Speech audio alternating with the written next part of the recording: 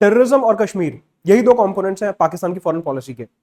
Recently 79th United nation general assembly में पाकिस्तान के prime minister Shahbaz शरीफ ने इन्हीं मसलों के ऊपर पूरी अपनी स्पीच दी, जहां पे उन्होंने ये बोला कि जो इंडिया का कश्मीर है वो बिल्कुल पैलेस्टाइन जैसा हो चुका है, कि जैसे इजराइल पैलेस्टाइन में मुस्लिम्स का परसिक्यूशन कर रहा है, उसी प्रकार से इंडिया जो है कश्मीर में मुस्लिम्स का परसिक्यूशन कर रहा है। साथ में इंडिया ने आर्टिकल 370 को जो एब्रोगेट करा था अगस्त 2019 में, वो एक काफी गलत स्टेप था, और जब तक इंडिया आर्टिकल 370 को रिस्टोर नहीं करता तब तक इंडिया के साथ कोई भी बातचीत नहीं होगी। ऑल्सो उन्होंने बोला कि लगभग 9 लाख इंडिया के सैनिक रोज कश्मीर को छावनी बना के रखते हैं, और कश्मीर के लोगों का काफी ज्यादा इससे ऑपरेशन हो रहा है। इन्हीं बेसलेस एलिगेशंस का जवाब देते हुए हमारे external affairs minister doctor S Jaishankar ने यूनाइटेड नेशंस के 79 जनरल असेंबली सेशन में कुछ बातें कही।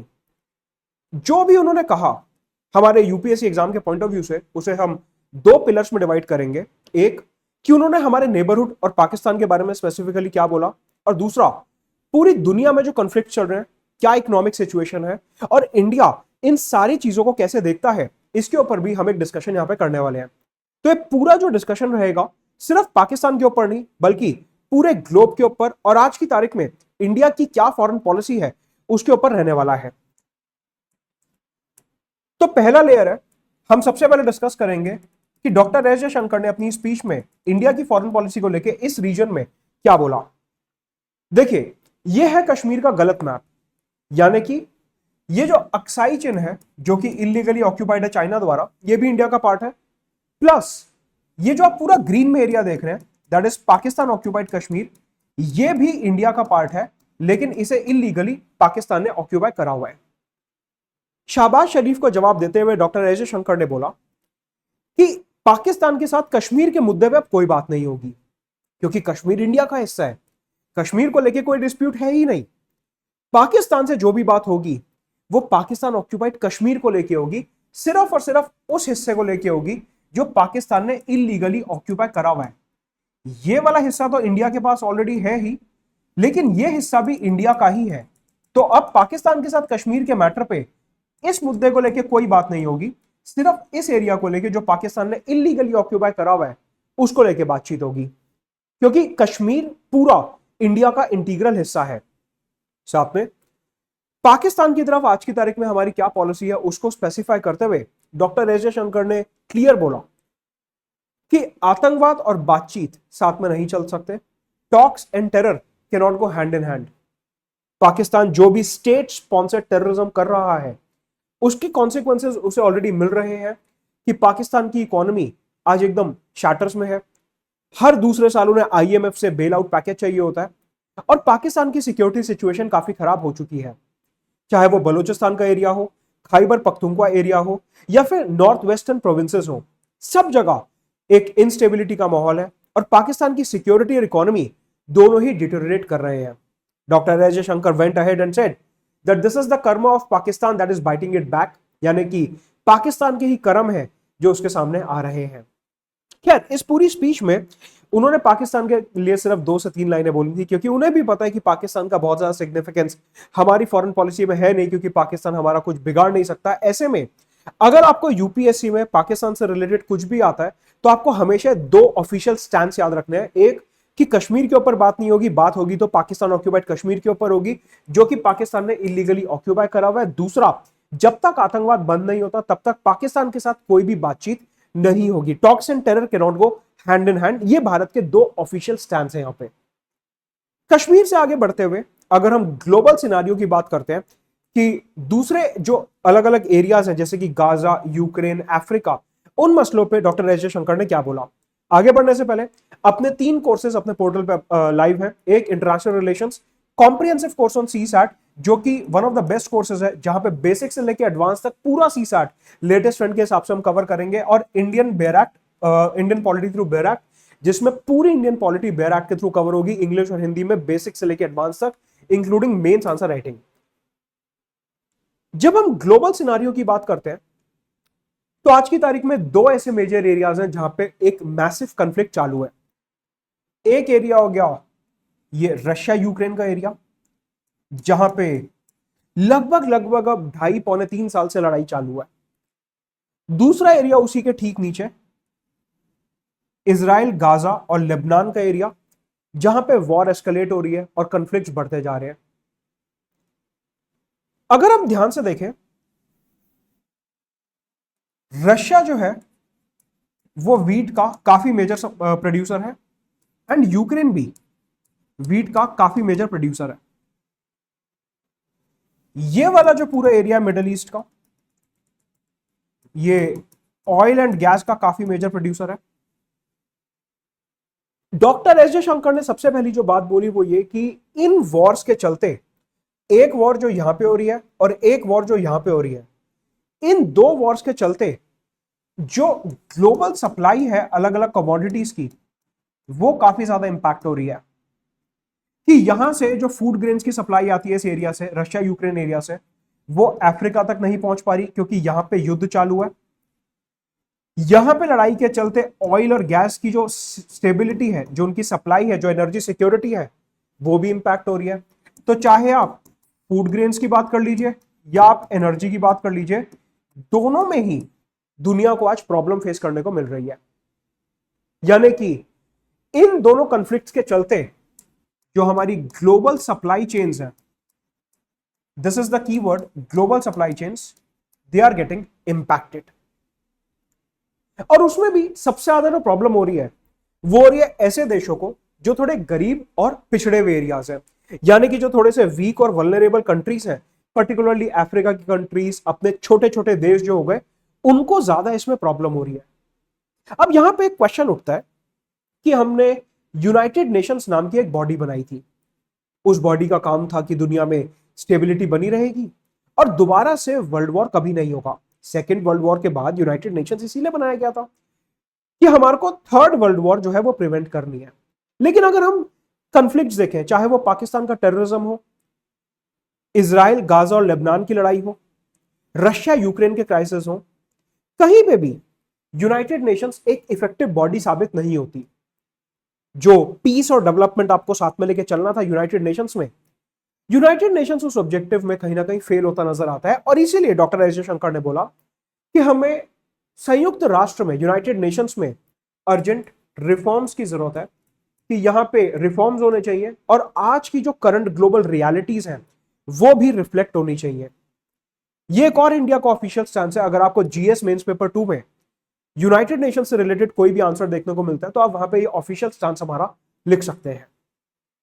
थोड़ा सा अगर आगे बढ़े और दुनिया की और डिटेल में बात करें कि भारत आज फॉरेन पॉलिसी के मामले में क्या देखता है, इंडिया ने बोला कि जितना भी ग्लोबल साउथ है, ग्लोबल साउथ का मतलब है अपने मिडिल और लो इनकम देश, जैसे कि ये पूरा अफ्रीका हो गया, इधर के आइलैंड देश हो गए, हमारे आसपास के देश हो गए, ये ग्लोबल साउथ है। लैटिन अमेरिका हो गया, कैरेबियन हो गया, this is all global south.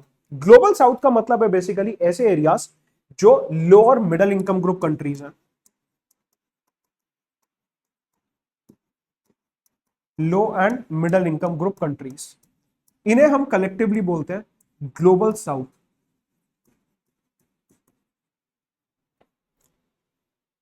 ये जो पूरा ग्लोबल साउथ है, इन कॉन्फ्लिक्ट्स के चलते, वॉर्स के चलते सबसे ज्यादा जो इंपैक्ट पड़ रहा है वो इन एरियाज की एनर्जी और फूड सिक्योरिटी पर पड़ रहा है।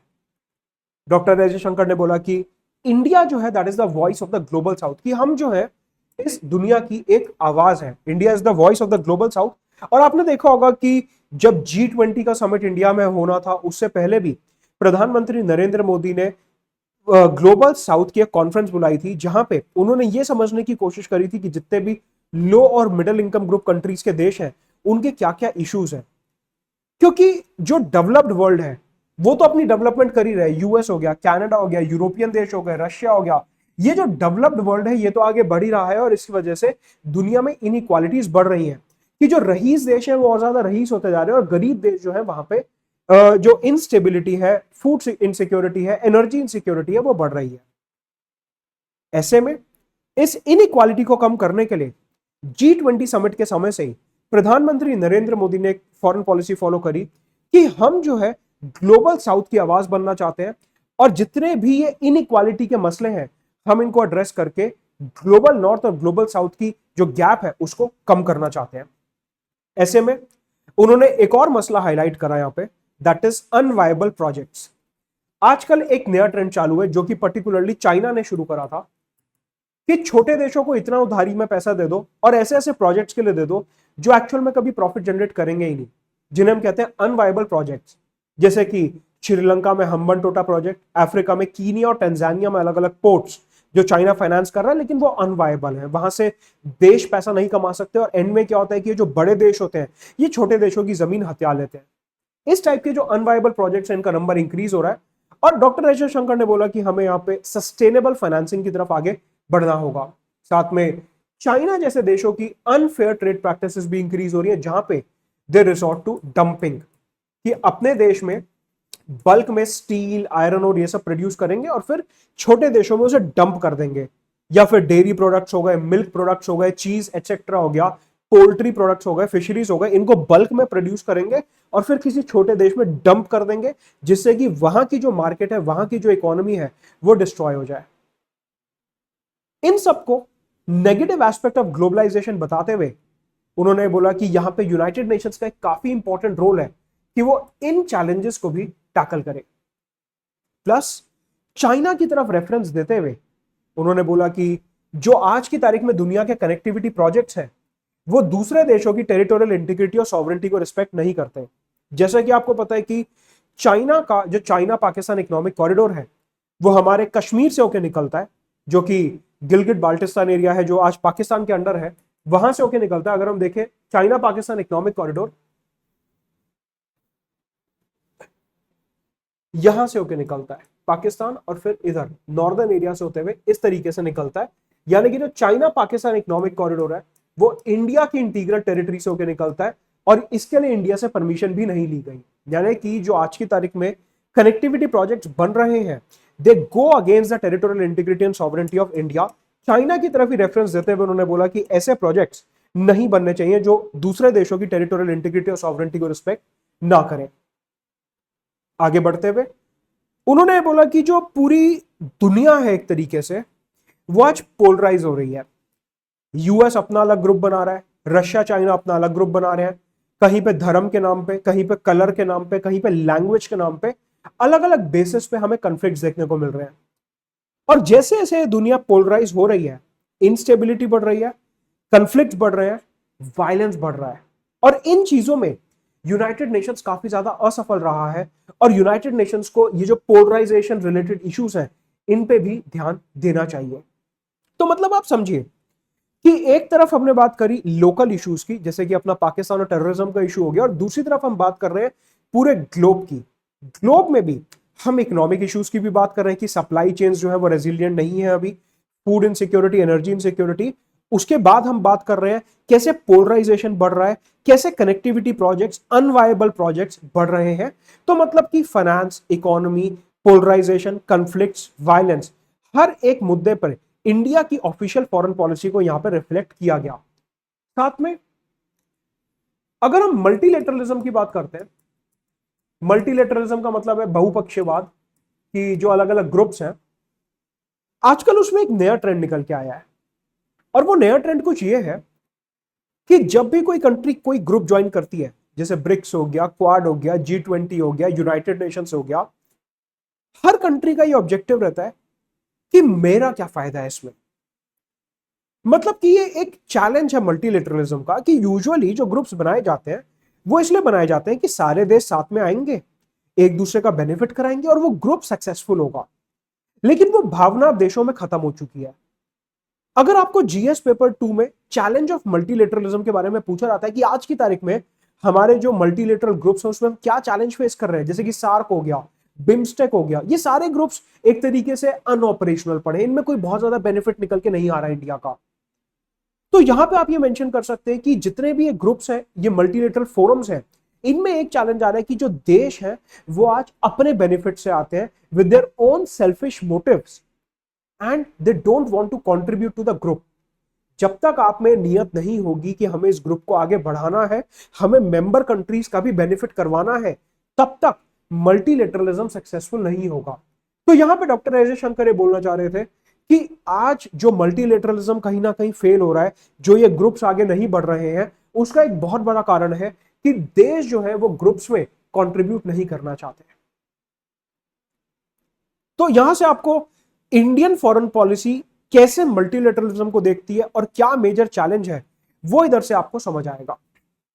ऑल्सो अगर हम ग्लोबल इनइक्वालिटीज की बात करते हैं, तो उन्होंने यहां पे मीन्स ऑफ प्रोडक्शन की बात करी, यानी कि negative aspect of globalisation.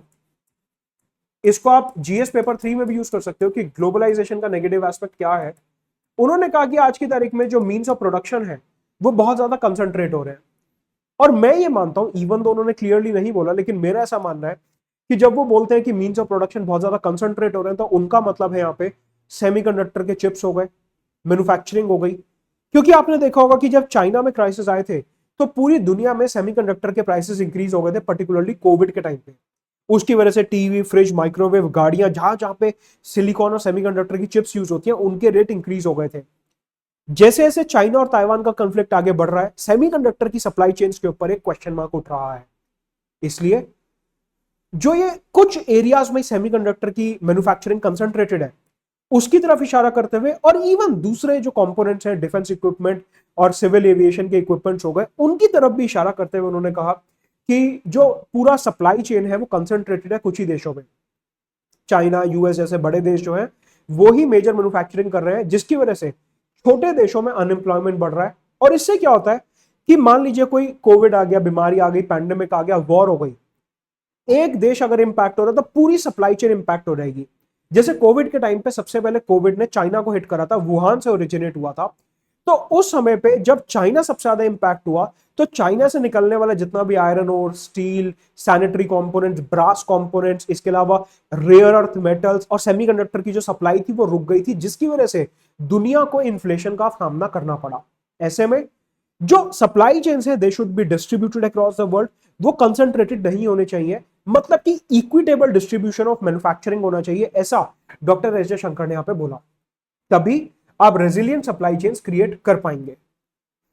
Last में उन्होंने बोला कि जितने भी ग्लोबल लीडर्स हैं, यानी कि यूएस हो गया, रशिया हो गया, चाइना हो गया, जो कि essentially United nation security council के परमानेंट मेंबर्स हैं, उनको एक सही एग्जांपल सेट करना चाहिए। हमने देखा है इतिहास में यूएस ने सबसे ज्यादा वायलेंस अनलीश करा है इराक में, अफगानिस्तान में, लीबिया में और दूसरी जगहों पे। आज चाइना का अपने सारे पड़ोसियों के साथ एक कॉन्फ्लिक्ट चालू है, चाहे वो साउथ चाइना सी हो, जापान के साथ सेनकाकू आइलैंड हो, इंडिया के साथ अरुणाचल और लद्दाख का इशू हो, इवन रशिया ने भी 3 साल से यूक्रेन में जो वॉर करी है। जो ये ग्लोबल लीडर्स हैं, ये कहीं ना कहीं वायलेंस से एसोसिएटेड है, और जब तक लीडर्स खुद वायलेंस में एसोसिएटेड रहेंगे, दुनिया एक बेहतर जगह नहीं बन पाएगी। तो ऐसे में सबसे पहले जो यूनाइटेड नेशन सिक्योरिटी काउंसिल के परमानेंट मेंबर्स हैं, उन्हें अपना कंडक्ट सुधारने की जरूरत है, ऐसा कड़े शब्दों में डॉक्टर एस जयशंकर ने यहां पे बोला। कि जितने भी ये देश हैं, जैसे कि यूएस हो गया जो यहां पे वायलेंस अनलीश कर रहा है, रशिया हो गया जो यहां पे वायलेंस अनलीश कर रहा है, चाइना का इस पूरे एरिया में इंक्लूडिंग साउथ चाइना सी, कि चाइना ये पूरा साउथ चाइना सी क्लेम करता है, सेनकाकू आइलैंड का डिस्प्यूट है, जब तक ये लीडर्स अपने कंडक्ट को नहीं सुधारेंगे, तब तक दुनिया में एक स्टेबल वर्ल्ड ऑर्डर नहीं बनेगा, जो कि हमारी सबसे बड़ी प्रायोरिटी है। और ऐसे में यूनाइटेड नेशंस का फेलियर भी हमें यहाँ पे दिखता है। तो हमने यहाँ पे मल्टीपल चीजें देखी, एक कि पाकिस्तान के कॉन्टेक्स्ट में इंडिया की फॉरेन पॉलिसी क्या है, मल्टीलेटरलिज्म के क्या फेलियर्स हैं, economy, globalisation, supply chains, manufacturing concentration के क्या नेगेटिव एस्पेक्ट्स हैं, यूनाइटेड नेशंस कहां पे फेल हो रहा है, और यूक्रेन और इजराइल गाजा के कॉन्फ्लिक्ट पे इंडिया का क्या स्टैंड है। अपने 3 कोर्सेज वेबसाइट पे अवेलेबल है, एक इंटरनेशनल रिलेशंस, सीसैट का बेसिक फाउंडेशन कोर्स पूरा बेसिक से लेकर एडवांस तक, और Indian polity through bare act analysis, जिसमें पूरी पॉलिटी कवर करेंगे with mains answer writing, join करेंगे। सेशन पसंद आया तो लाइक जरूर करेंगे।